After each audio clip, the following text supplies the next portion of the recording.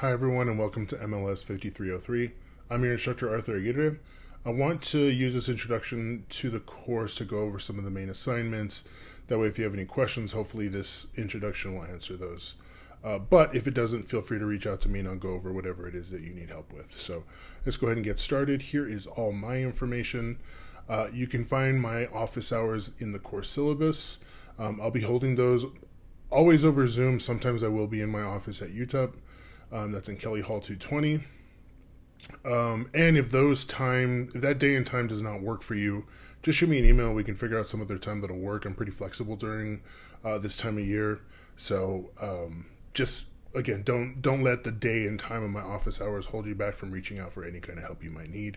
My email address is right there. Please use that and not the Blackboard messaging function because I don't check those messages almost at all. So please, if you have any questions, just shoot me an email. It's much easier for me to respond in a quicker time. So please use that. So I want to go over the course and just kind of what my focus is for the course. I am of the understanding that most people who take this course are not going further into, they're not pursuing a PhD or anything along those lines. And mostly given that, I want to make sure that at the very least, if someone were to give you a academic journal article, you can find the most important parts, figure out what the results were, kind of basic information, so that way you can, if someone is giving you data, you can at least understand it to the point that you can use that to make an educated decision. So that's my focus for the course. All that being said, there are two books for the course. One of them is already available to you online on Blackboard. That's by Nicholas Walleman. It is called Research Methods. And this is the other book that I chose. I really enjoy this book. I will say, because it is a statistics book, there is more math than there would be in maybe another book that I could have chosen.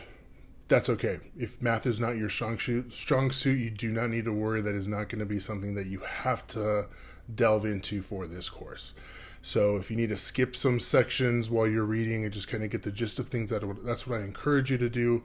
But those are the two books that we'll be using for the duration of our course. So now that you have a better understanding of kind of the approach I'm taking to the course, the only things you're going to need are the book that I just showed you, Naked Statistics, an internet connection, your UTEP email, and Blackboard. That's it. Everything else, mostly everything that we do is going to be on Blackboard. So outside of that, you won't have to worry about anything. Just get this textbook and make sure you have good access to Blackboard and a good internet connection. Like I said, everything's going to be on Blackboard. In terms of participation, I try to simplify and streamline this course as best as possible. Just make sure you're participating. In terms of diversity, I want to make sure that we understand that people come from different backgrounds, different experiences, and that we make sure that when we are posting online that we are treating everyone with the respect that they deserve. If you have any ADA accessibility needs, please make sure you reach out to CAS and they'll make sure they reach out to me to make sure we make all the necessary accommodations. And just like what I was saying before, when it comes to your online etiquette, just make sure that you're treating everyone, myself included, with respect, and I'm going to do the exact same. I typically don't accept late assignments. I know life happens, so if something does come up, please communicate with me as quickly as possible so we can come up with some sort of solution. In terms of grade appeals, I have a 24/7 policy, so you got to wait 24 hours before you start yelling at me, and then you can just come to me within 7 days to make sure we can address the issue. Like I said, I try to streamline this course as best as possible. I also have provided you a bunch of resources on Blackboard. So I never want you to feel like you have to resort to any kind of plagiarism or anything along those lines. I am here to help in whatever way I can to make sure that you get the most out of this class. So please do not resort to that. Please make sure you're always communicating with me, right? I can't know that there's a problem if you haven't talked to me about it. The worst case scenario is you realize week 7 you're not doing great and you reach out to me and say, hey, I know there's only one more week of class left. What can I do to change my grade? At that point, there's probably not a lot we can do, but if you reach out to me early on, if you're not getting the grades that you're expecting or things are getting a little bit confusing, then we can kind of figure things out and help you along the way. And in terms of my expectations for work, I need to see that you're putting in the necessary effort into these assignments, right? The easiest way that people lose points is because they're not meeting the page limit, they're not meeting the time limit. Or I could just tell that they didn't even like bother, proofreading what it is they were turning in. That includes your discussion board posts.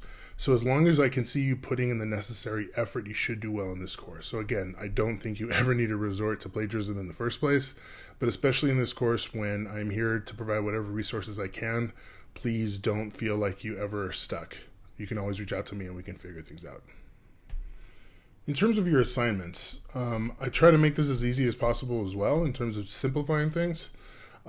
We have your Blackboard discussions. So those are 8 of those throughout the 8 weeks that we have, 25 points apiece.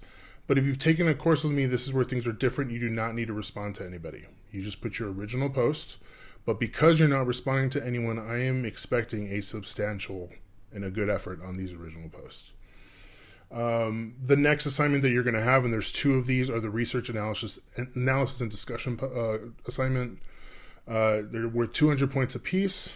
And you are basically choosing an academic journal article and you're presenting it to the class. Who wrote it? What is the focus of it? What were their approaches, their methodologies? What did they find? What were the results? And then your just general impression about this article. It is up to you on how you want to handle it. I've seen some folks put together an entire presentation. That's not necessary, but you can do that. I have seen some folks who just put up their phone on their kitchen table and they just kind of go over all the main parts. You can tell that they've had some sort of outline on some of their big takeaways and the different aspects of the article, and you can do that. I'm not grading these based on your knowledge of technology and how to record a good video. I'm looking at the content of the video. They are 10 to 12 minutes apiece. Keep in mind, so because you'll be posting these on Blackboard, for the second assignment, you cannot choose any article that was posted by any student in the first one. That makes sense. So there's 2 of these. For the first one, you are all going to be posting your links to your analysis and discussion. For the second one, you need to make sure that you do not use one of the previously used ones. I mean, there are thousands upon thousands of journal articles. I have a video on Blackboard in our resources folder where I show you how to access these academic journal articles. So just make sure you're not using one that's already been used. That being said, when you are posting your link in Blackboard, make sure you also post like a little reference for what the article is, so that way someone doesn't use your article. And lastly, we have the final proposal paper. I know we have a capstone for this program, but we don't ask you to write an entire thesis. But for this course, your final paper is going to be it follows the same basic layout as a thesis proposal. So this is what that would look like. These are the basic sections as well as the requirements.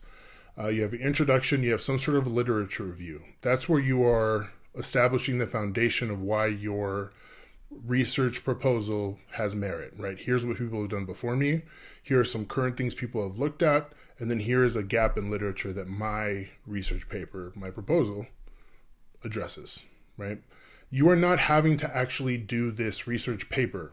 I want to make sure this is clear. You're writing a proposal for something that you would do, but you're not actually having to do it. So if your idea is, I want to poll 500 people and ask them about X, Y, and Z, you can say that. You can put that into your final paper proposal because you're not going to actually have to do that.